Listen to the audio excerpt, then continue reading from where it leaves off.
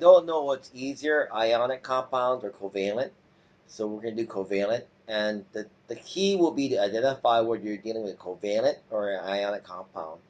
Remember, ionic compounds are metal and nonmetals, while covalent compounds are only nonmetals. So it'll always be on the right side of the periodic table.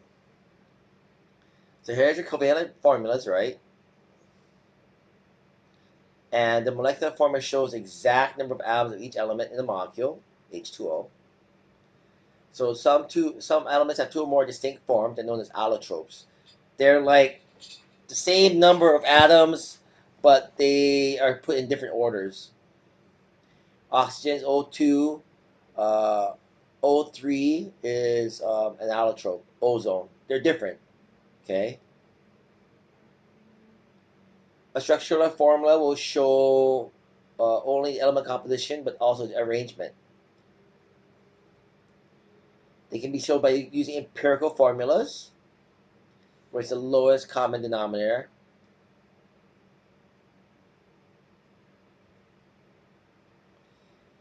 Here's covalent bonding, H2O, empirical formula is H2O, but here's hydrogen peroxide, H2O2, the empirical formula is HO. Ho, ho, ho, I'm not joking.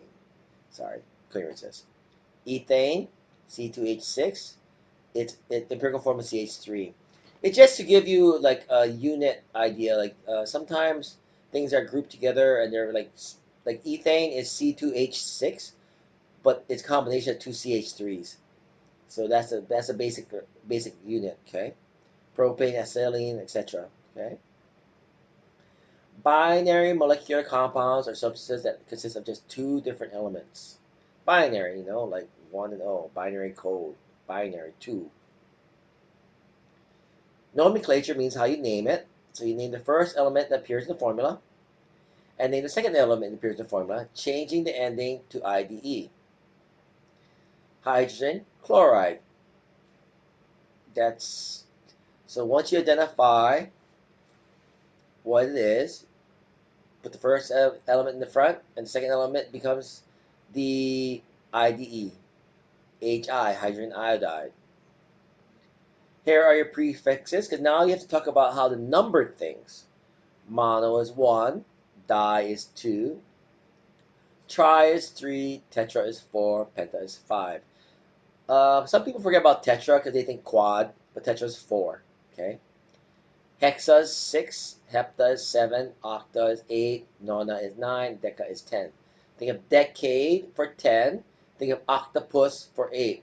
Some people forget hexa and hepta. Okay. I like to think of hexa as in 6, sexa, 6, hepta is 7. Then you have your carbon monoxide, carbon dioxide, sulfur dioxide. Notice how you name it, right? The first name, carbon.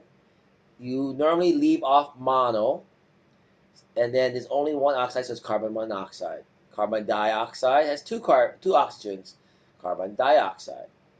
Sulfur has 2 oxygens, sulfur dioxide. Sulfur has 3 oxygens, sulfur trioxide.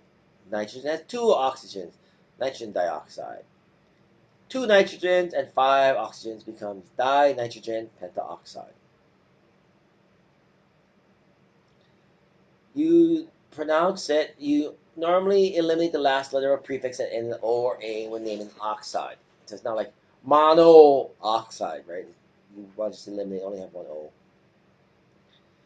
Dinitrogen pentaoxide is not dinitrogen pentaooxide. Okay? Name the following binary compound.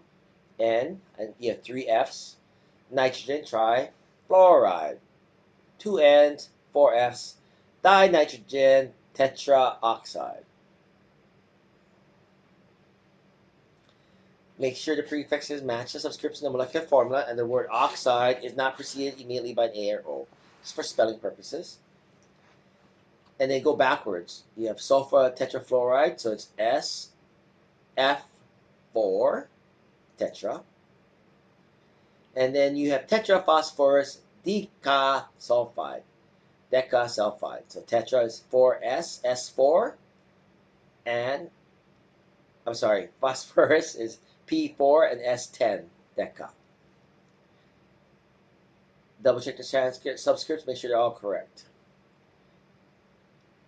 Key page on this PowerPoint